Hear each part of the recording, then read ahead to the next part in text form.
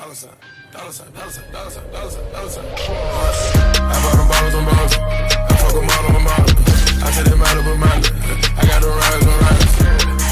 Campaign, campaign, campaign, campaign, campaign. Check out my campaign, campaign, campaign, campaign. What's good, family, man? Welcome back to Waddle with Marcus. You already know what time it is, man. You see the smile on my face, man. I'm happy to be here. It's been entirely too long since I kicked it with the family. The only way you don't feel that way is because you're new to the channel. And if you're new, take a few seconds out, man. It won't hurt you, man. Smack the sub button, hit the bell, man. Probably one of the coolest channels that you can hit the sub button on in a long time, man. And I say that with pride because that's how the family make me feel. That's what kind of family we is, man. We just rocking like that, man. Shout out to my subby, man, Juan Andreas, man. I hope I said his name right, man. You know, I be just messing everybody's name up, but I do think I said his name right. Shout out to my boy Juan Andreas, man. He the one who got us the content we got today, man. Our subscriber request content, man. It's Joey Diaz, Box of Souls. This is not happening uncensored, okay? I have seen some very good pieces from this lounge right here, man. So I'm not, you know, I don't know what to say, man. I'm not going to be surprised if this is insane, okay? So I think we're in store for something good, man. I really do. Now, what was I going to say?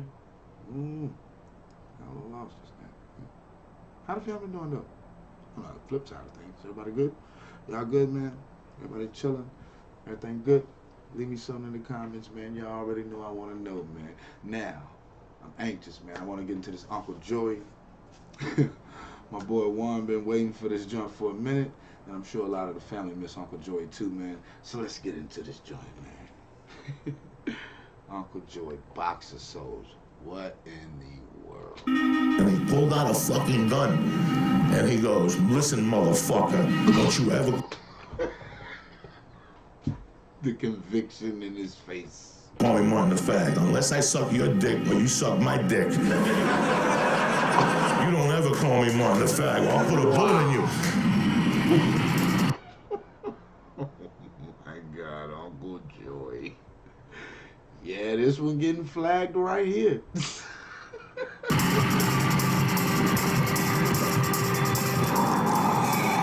is not happening. I'm Ari Shafir, and tonight the topic is bloodline.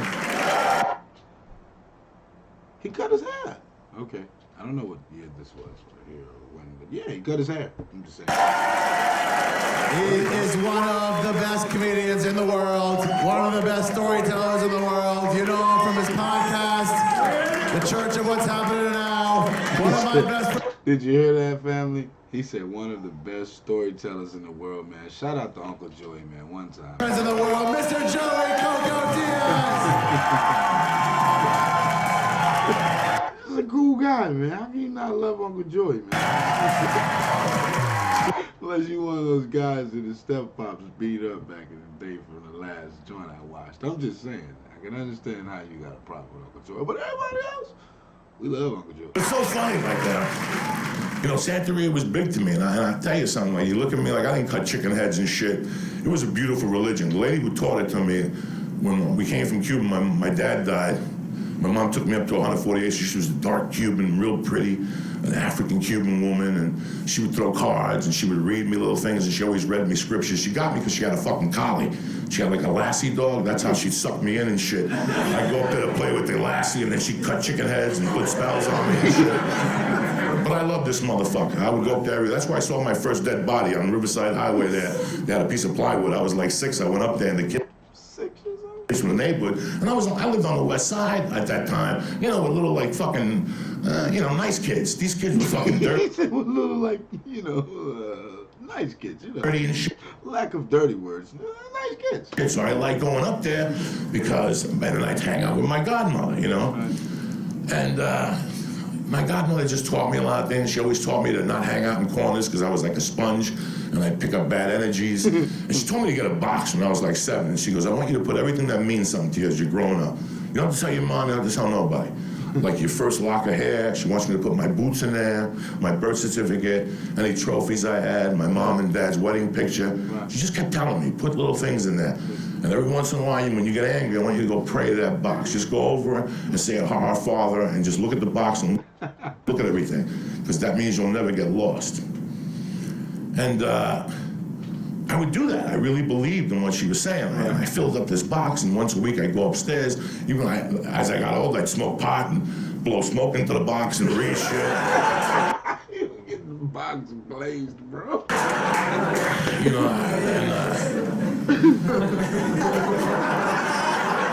well, my mom had a bar growing up, right? I told you guys, my mom had a fucking hot bar with cool Cuban dudes. And one of the dudes that hang out in there, his name was Martin Maricon. That means... What? Okay, my bad. Martin the fag, right? You can't say that. Wow, okay. Okay, I said it one time. What do you call it? Well, my mom had a bar growing up, right? I told you guys, my mom had a fucking hot bar with cool Cuban dudes. And one of the dudes that hang out in there, his name was Martin Maricon. That means Martin the fag, right? You can't say that. You can't say the word fag, PC people, so we'll call him Martin the gay guy for this story. Oh my God, I'm just saying y'all gonna stop making this PC. You know, when I was a kid, I met Martin when I was like 6. I didn't know what to think of him. When you're 6 and you're a young man, and then somebody says a man is gay, I didn't know. I couldn't fathom it in my mind. I just knew he wasn't like everybody else. I didn't even know. He was a tough guy, you know. He was a good-looking dude. He was a seamstress in the daytime for a play, but at night he sold coke in the city to all CBGBs and shit. This is like the fucking mid-70s. This guy, he would fucking pop in front of me and snort those poppers and shit. I didn't know how to feel about Martin until one. He said, man, this was a confusing guy, bro. I don't know. Day we were at the bar in the afternoon and I was playing pinball behind them, like 10 feet from him, and some guy goes, look who it is, Martin the fag, and he pulled out a fucking gun. And he goes, listen, motherfucker, don't you ever call me Martin the fag, unless I suck your dick or you suck my dick. You don't ever call.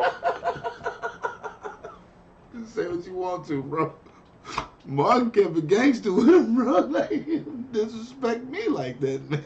Me Martin the fag, I'll put a bullet in you. But I was in direct fire with them. So my mother's yelling, Coco, Martin, Coco's here. And he's like, fuck Coco. Coco needs to see this. This is called respect. Listen, the next day I almost sucked his dick. Do you understand? I never saw nobody pull a gun on nobody. Yo, Uncle Joe is stupid. He said he didn't traumatize me. He's like, yo, man, you know what? I'm on this dude's side, bro. Never mind threatening him, hold the gun all the way up the door. He just fucking pointed it at him. And he goes, I'll fucking get you later. And 2 days later, he came to my door and he apologized. And I'm like, Martin, you're my fucking Charles Bronson. Nobody's ever pulled. Hey, yo, he said, you're my fucking Charles Bronson, bro. The gun on nobody. And then, you know, this guy was he was a man that his sexual preference was other men. You know, but I'm going to tell you something, because I know there's some gay people here tonight. He opened the door for you motherfuckers. That guy used to get beat up every fucking night in the city. He'd fight to the fucking death, that guy. He said, yo, man, look, maybe I pay some homage to that boy Martin, man. I'd see him the next day with black eyes, snorting poppers and shit. You know, that guy was a real motherfucking gay guy. I loved Martin with all my fucking life. I would see Martin, I'd take him to movies with me. My mom would pull me aside. Be careful with Martin. He said, I love Martin with all my fucking life, bro. That's what's up, man. He said, Martin was a G in his book, bro. He was just had a sexual preference, man. Respect, okay. Be careful, I don't want to hear no fucking stories. But I love Martin. I didn't care.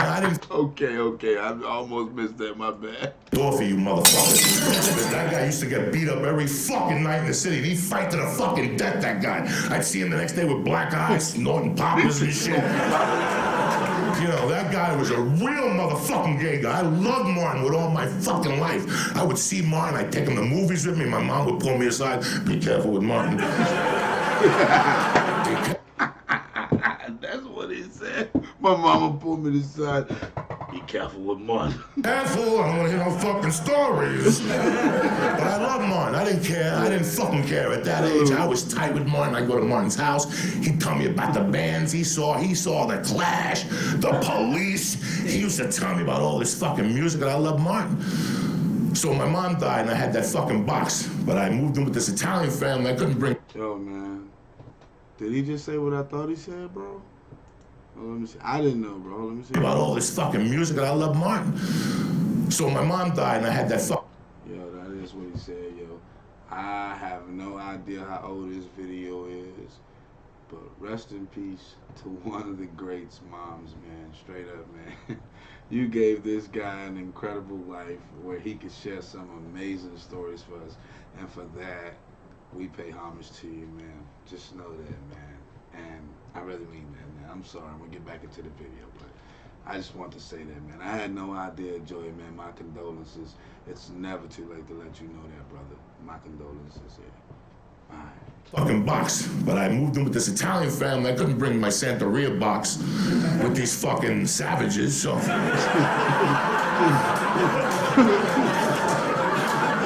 left the box with Martin the Fag, and I would go to his house once a week and pray. And Martin was into Santeria also, and he talked to me. But one night I'm there, when I'm like in 1981, 82, and I'm looking at this box, and it's got some cocaine, and I take a few bumps out of it, and it's tremendous cocaine. It was off the hook. You know, all those years, I didn't talk to Martin about coke, and even now that I was doing coke, I wouldn't tell Martin. I was too ashamed. But I went over there, and I looked in the box, and he had a big bag of blow. So like a month later, I robbed Martin. My stupidity, I robbed him, just like a jerk off. Wow. Did you see my face when he said that? Come on, man. Why you do Martin like that, bro? You know Martin crazy, man. It's 18 or 19. I robbed Martin, but I left my box in there. So this was 1982. In 85, I left Jersey, and I didn't talk to Martin. But let me tell you how bad of a bum Martin was. Martin knew that I visited my mom's grave, and he would leave me little notes. I'm gonna fucking kill you, cocksucker. Until my father found one of the notes, and then he went off on Martin. He goes, what's going on between you and Martin? He won't tell me. No. Hey, yo, that's crazy. He like, yeah, man. That was my little homie. But I'm gonna leave him a message, though. Martin kept it to himself. It was between him and me. I always loved Martin. I just fucked up. Listen, I sold my soul for coke. I stole the fucking guy's coke, and I left my box there. So 1985. Wow.